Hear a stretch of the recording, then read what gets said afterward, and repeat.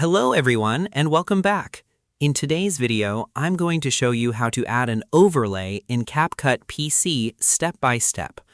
An overlay lets you place images, videos, or graphics on top of your main video to create more professional and engaging content. So let's get started. First, open CapCut on your PC or laptop. Next, create a new project or open an existing one. Then, import your main video and the image or video you want to use as an overlay. Drag your main video onto the timeline. Next, drag the image or video onto the track above your main video. This will automatically create an overlay. Then, click to select the overlay clip on the timeline. Resize and reposition the overlay in the preview window by dragging its corners. Next, adjust the overlay's position, duration, or opacity if needed. Play the video to preview the overlay effect.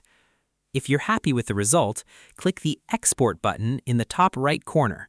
Choose your export settings, then click Export again to save your video. And that's it! You've successfully added an overlay in CapCut PC. Thanks for watching this video. If you found this tutorial helpful, don't forget to like, subscribe, and turn on notifications for more CapCut PC tutorials and tips. See you in the next video.